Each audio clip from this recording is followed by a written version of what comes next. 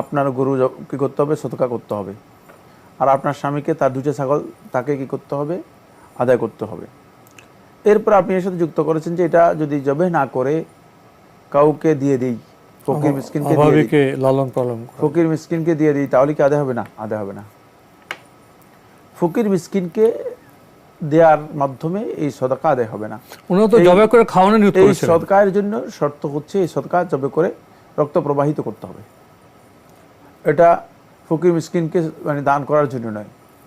সুতরাং ফকির মিসকিনকে দিলে এটা সদকা আদায় হবে না, যেহেতু আপনি নিয়ত করেছেন যে আল্লাহ রাস্তায় সদকা করে দিবেন, দান করে দিবেন, জবে করবেন। আপনি প্রশ্ন করেছেন যেটি, সেটা হলো যে আমি এবং আমার স্বামী এটি ঘটনার জন্য আলাদা আলাদা সদকার নিয়ত করেছি। এখন আপনি যে বিষয়টি জানতে চেয়েছেন সেটা হচ্ছে যে আমরা কি আলাদা আলাদা আদায় করতে হবে নাকি একসাথে আদায় করলেও চলবে। প্রথম কথা হচ্ছে একসাথে আদায় বলতে কি বুঝাচ্ছেন? যদি দুইজনের সদকা একসাথে আদায় করেন তাহলে আদায় হয়ে যাবে, কিন্তু অবশ্যই আপনি যেটা সদকা করবেন বলছেন সেটা আদায় করতে হবে, আর তিনি যেটা সদকা আদায় করবেন নিয়ত করেছেন সেটা আদায় করতে হবে। নিয়ত থেকে বিচ্যুত হওয়া যাবে না। না, মানে দুইজনে বুঝার জন্য বলছি, দুইজনে যদি মনে করেন যে দুটি ছাগল মানে সদকা করেছেন, একজন বলছে আমি একটা ছাগল সদকা করবো, আরেকজন হচ্ছে আরেকটা ছাগল সদকা করবো, তাহলে দুইজনে মিলে একটা ছাগল সদকা করলে হবে না।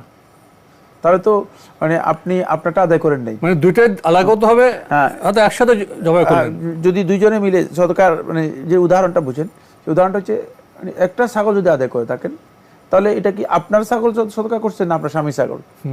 কেউ তো সদকা তো কারোর পক্ষ থেকে হয় নাই, কারোর পক্ষ থেকে সদকা হয় নাই।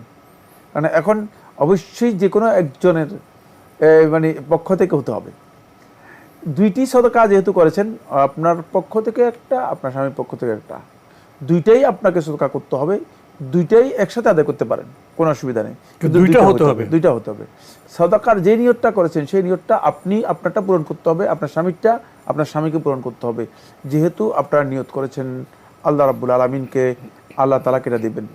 মানে এখন আল্লাহকে দেওয়ার জন্য নিয়ত করে এখানে ফাঁক তালাশ করতেছেন কেন? ফাঁকের কোনো সুযোগ নেই। আপনার স্বামীরটা আপনার মধ্যে যুক্ত করতে যাচ্ছেন কেন? মানে কম দেওয়ার জন্য না, এটা এর কোনো সুযোগ নাই। কারণ আপনি আপনার যে নিয়ত রয়েছে এর জন্য আপনি কিয়ামতের দিন আপনাকে জবাবদিহি করতে হবে। আপনার স্বামীকে ডেকে এসে বলবে না যে তোমরা যে নিয়ত করেছিলে না, এটা জিজ্ঞেস করবে না। আমলের ক্ষেত্রে আপনার স্বামীটা ব্যাপারে আপনার স্বামীকে জিজ্ঞেস করা হবে।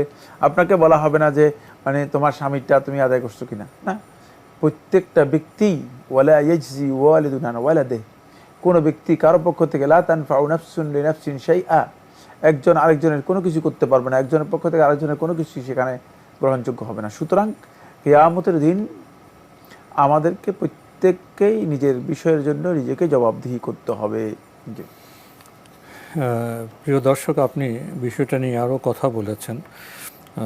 যেভাবে নিয়ত করেছি সেভাবে কি সাদাকা আদায় করতে হবে নাকি অন্যভাবে আদায় করা যাবে? উল্লেখ্য যে আমার স্বামী মানত করে 2টি ছাগল আর আমি মানত করে একটি গরু জবাই করে খাওয়ানোর জন্য। সেক্ষেত্রে জবাই না করে আমরা পশুগুলোকে লালন পালন করার জন্য কোনো অভাবী লোককে দিলে কি সাদাকা আদায় হবে? সেক্ষেত্রে কি আমার কোনো কাফারা দিতে হবে? প্রথম কথা হচ্ছে, আগেই তো আমি প্রশ্নের উত্তর দিয়ে দিয়েছি, একটা প্রশ্নের উত্তর হয়ে গিয়েছে। সেটা হলো আপনাকে আপনার গরু কী করতে হবে? সদকা করতে হবে। আর আপনার স্বামীকে তার দুটো ছাগল তাকে কী করতে হবে? আদায় করতে হবে।